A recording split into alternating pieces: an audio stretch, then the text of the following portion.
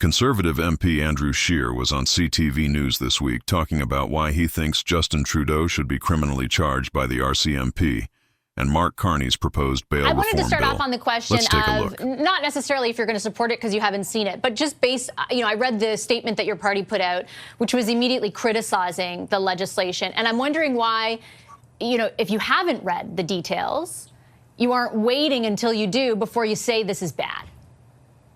Well, based on what the government has announced, what they've basically acknowledged is that they are not going to tackle bail reform. This is not bail reform. First of all, what I would have loved to have seen from a Liberal Prime Minister making an announcement claiming to undo previous Liberal laws that caused the crime wave is an apology. Mark Carney stood up there and he's trying to act like he's responding to some new thing that came out of left field. Liberal changes to our bail regime caused the crime wave that is plaguing so many Canadian communities. And I would have liked to have seen a Liberal Prime Minister make a direct apology to all the victims of crime that have had their lives shattered because of criminals that this government set free. They didn't do that. In typical arrogant Liberal fashion, they just tried to act like they should get a hero cookie for trying to clean up their own mess. Nothing in this announcement today changes the principle of least restraint that the Liberal government brought in that forces judges to grant bail as an almost automatic option. So I spent about, more than half of the last interview asking the government representative why they aren't repealing that. And I do take your point on the initial legislation in C-75. My understanding, though, is, by focusing on major crimes, for example, and what the previous bill in 2023 did, it allows for that principle to remain part of the guidance for nonviolent crimes, for non-repeat offenders, which might actually go toward helping reduce some of the backlogs in the courts. Why not remain open to that possibility?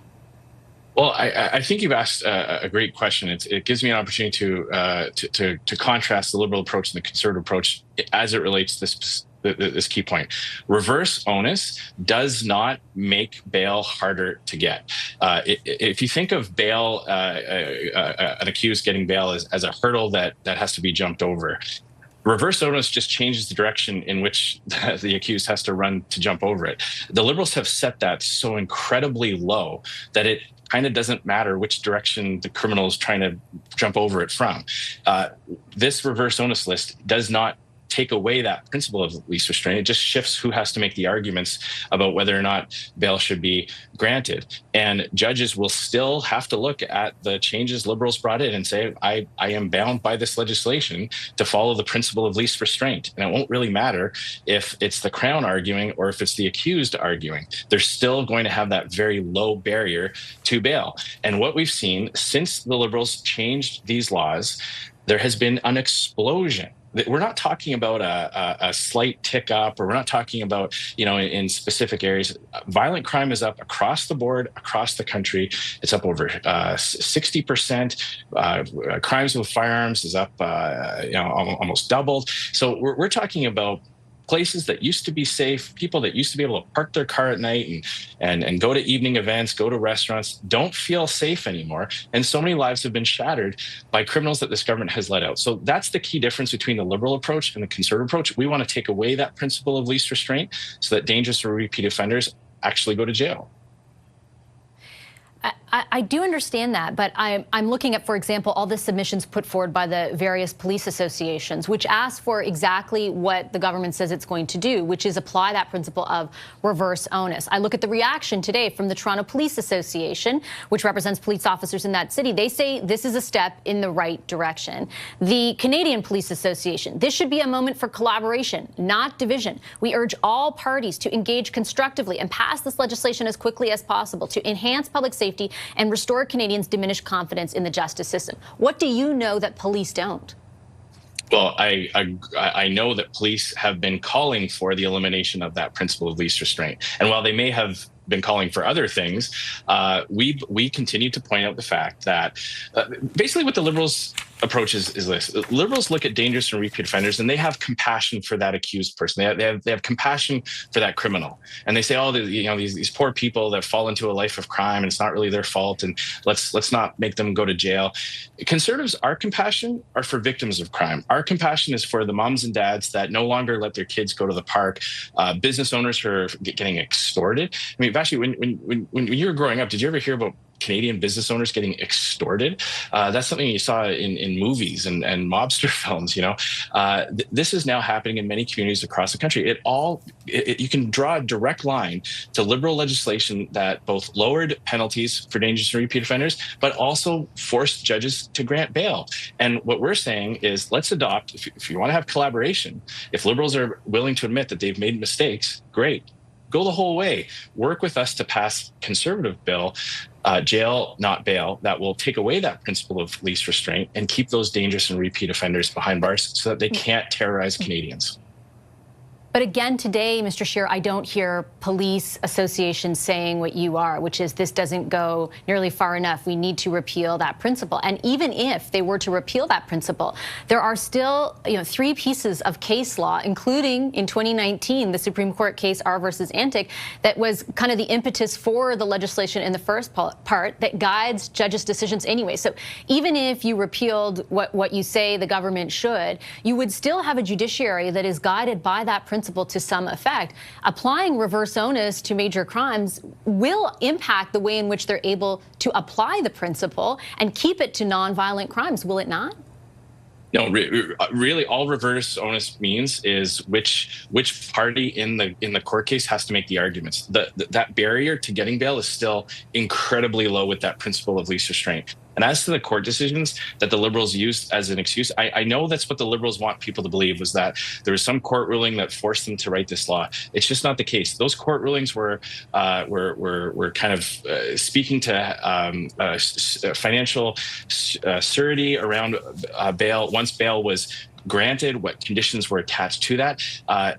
The Liberals chose to take those court rulings and build a hole that you could drive a Mack truck through for forcing judges to grant bail. So they nowhere in that court decision did it force the government to bring in Bill C-5 and Bill C-75. They codified the principle of least restraint. That is what led to the explosion in crime across the country. And we believe Canadians support us in this, that bringing in our jail, not bail law meets the charter test of a reasonable response to a pressing and substantial issue facing Canadians. And I don't believe there's a Canadian out there who has had their car stolen or had their business broken into or seen someone, yelling threats on a bus or a subway that doesn't believe that crime right now, after 10 years of Liberal policies, is not a pressing and substantial issue. Yeah, I don't mean to say that they were forced to codify it. It was their decision to codify it, but the cases do exist in case law. I just have to, before I let you go, Mr. Scheer, but they do not relate to the principle of least restraint. It's about the latter principle. The judgment in R versus Antic did criticize lower courts for routinely overusing bail conditions. But I have to move on to just one thing, if you don't mind, before I let you go, because the leader of your party made some comments in a podcast that I want to get your take on, because it's actually about policing. The podcast, I believe, was taped October 3rd, posted yesterday. He was referencing the RCMP's decision not to pursue criminal charges against Justin Trudeau or other people in the government over their involvement in the SNC scandal. Mr. Poilievre characterized the leadership of the RCMP as, quote, despicable when it comes to enforcing laws against the Liberal government, and accused them of covering up for Trudeau. Do you have proof of that? Did you hear the taped audio between the Liberal Prime Minister's clerk of the Privy Council and former Justice Minister Jody Wilson-Raybould?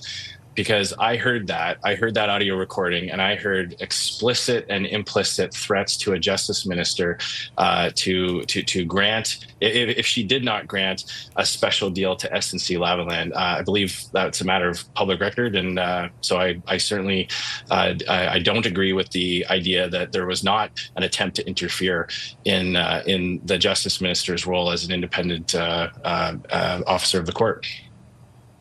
But that's not what I asked, Mr. Scheer. You have a view that a crime was committed. The accusation from Mr. Poilievre, who in a matter of weeks or months could run an election and be prime minister, is that the RCMP leadership covered up for the Prime Minister. That's a very direct accusation about the leadership of our national police force. Do you have evidence of it?